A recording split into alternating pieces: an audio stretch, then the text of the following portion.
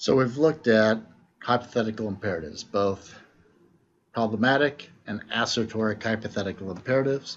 We've talked about how they relate means to ends, and we've talked about why it is that Kant thinks that these aren't the sort of imperatives that can give rise to duties, because they fail to be universal and determinate in the way that the law of universal gravitational attraction is universal and determinate in physics.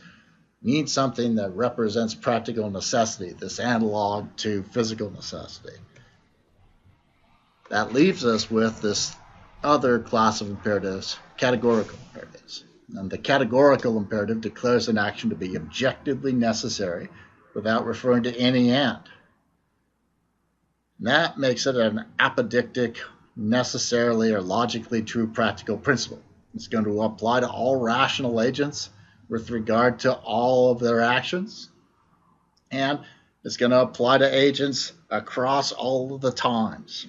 So it looks exactly like, in Kant's mind, the law of universal gravitational attraction. It's an exceptionless universal principle.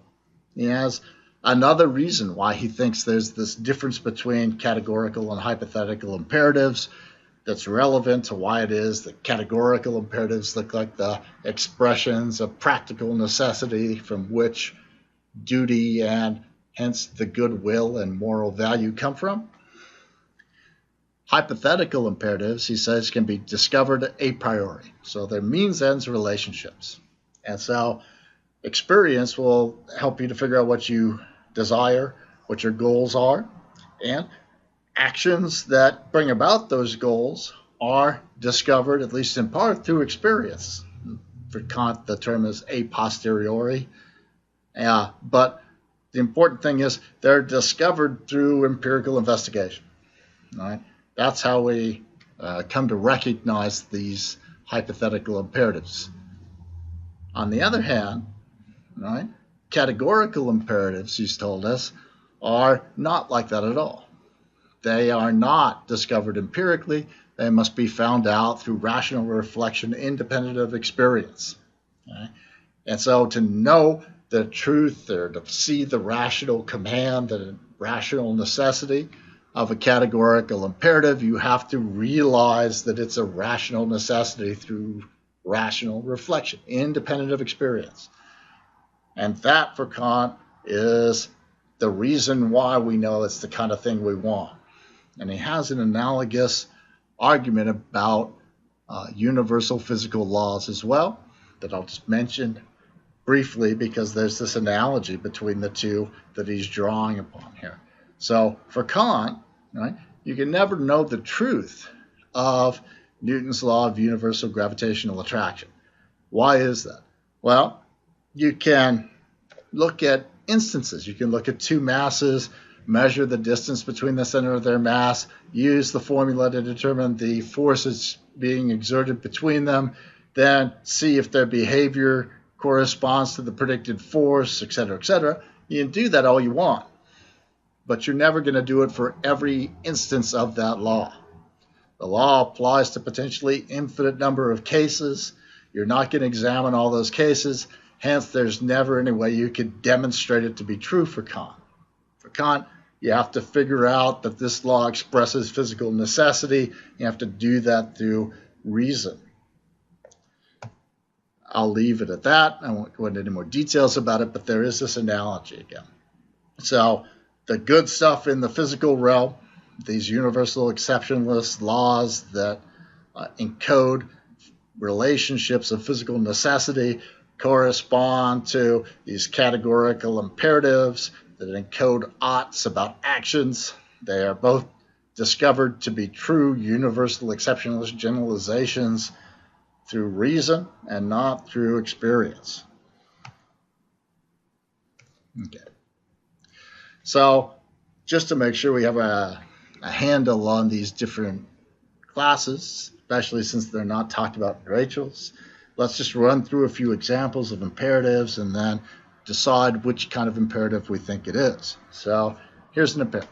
One ought to do all things in moderation. Okay?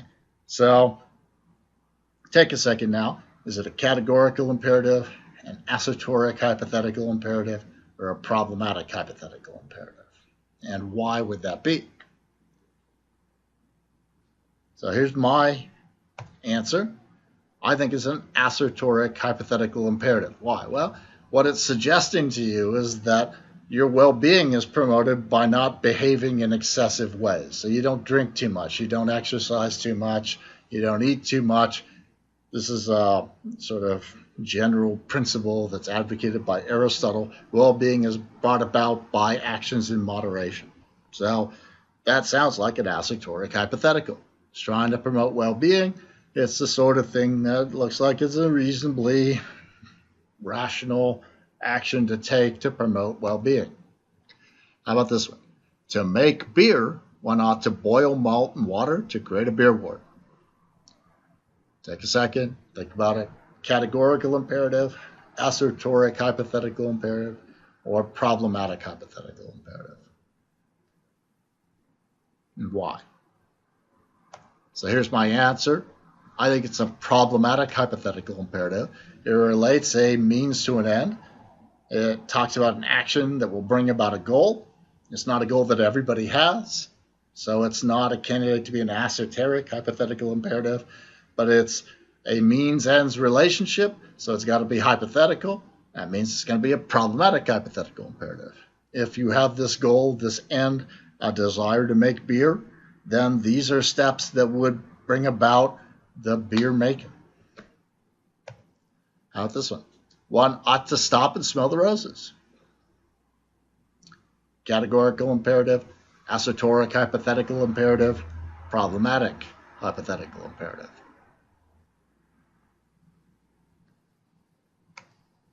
Again, I think this is an assertoric hypothetical imperative.